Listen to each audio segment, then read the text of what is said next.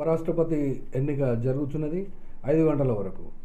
5 తర్వాతనే ఈ యొక్క ఫలితము రాబోతున్నది. అప్పుడు ఎవరు అభ్యర్థిగా గెలుస్తారు అనబడేటువంటి అంశం. సంఖ్యారీత్యా చూసినట్లయితే ఎన్డీఏ అభ్యర్థి అయినటువంటి రాధాకృష్ణనే గెలిచే అవకాశాలు కనబడుతున్నవి. కానీ క్రాస్ ఓటింగ్ పట్ల బీజేపీ మరియు ఎన్డీఏ కూటమిలో భయం అయితే ఖచ్చితంగా కనబడుతున్నది. మొత్తంగా కూడా మీడియా అందరూ ఆ యొక్క అనుమానాన్ని వ్యక్తం చేస్తున్నారు. కానీ క్రాస్ ఓటింగ్ ఖాయం. క్రాస్ ఓటింగ్లో సంఖ్య ఎంత అనేది ఇదమిత్తంగా ఇప్పటి వరకు అంచనా వేయడం కష్టమవుతుంది. ఎందుకనంటే ఇది సీక్రెట్ బ్యాలెట్ ఓటింగ్ కాబట్టి.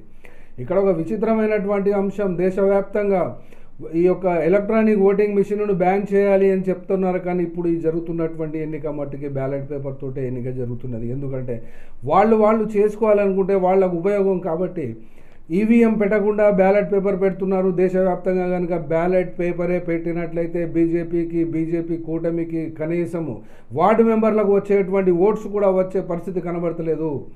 కానీ ఏది ఏమైనా కూడా ఇప్పుడున్నటువంటి ఈ పరిస్థితికి 3 కారణాలు అయితే కనబడుతున్నాయి. ఈ యొక్క ఆబ్స్టైన్ కనుక చేసినట్లయితే, అనగా ఓటింగ్కు దూరంగా ఉన్నటువంటి వాళ్ళ సంఖ్య ఎంత అనేది ఒకటోదైతే, రెండవది అదర్స్ పార్టీలో ఉన్నటువంటి వాళ్ళు. అదర్స్ అంటే AAP party, BJD, YSRCP, BRS, BSP, MN of independent మరియు వేకెంట్గా ఉన్నటువంటి 6 ఇవి తీసేస్తే 30.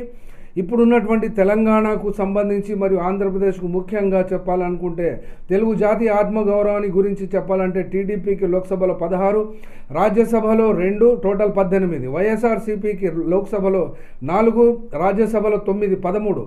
జనసేనకు లోక్సభలో 2, టోటల్గా 0 రాజ్యసభలో. కాబట్టి 33 సీట్లు ఇక్కడ ఓన్లీ ఆంధ్రప్రదేశ్ రాష్ట్రంలోనే ఉన్నాయి. కాబట్టి ఒకవేళ తెలంగాణ ఆత్మ గౌరవమే గనక వీళ్ళలో మనసులో గనక ఘోషించగలిగితే, చెప్పగలిగితే పెద్ద విశేషమేమీ కాదు. కానీ 33 ఓట్స్ గనక క్రాస్ ఓటింగ్ జరిగినట్లయితే బీజేపీ నుండి ఖచ్చితంగా క్రాస్ ఓటింగ్ జరుగుతుంది అనేటువంటి విషయాన్ని ఎవ్వరూ కూడా కాదనడం లేదు.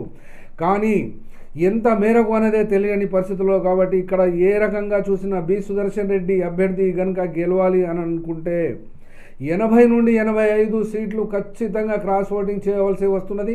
పార్టీలకు కాకుండా, పార్టీలతో నిమిత్తం లేకుండా 80 నుండి 85 సీట్లు కనుక క్రాస్ ఓటింగ్ చేయగలిగితేనే జస్టిస్ సుదర్శన్ రెడ్డి గెలవగలుగుతారు.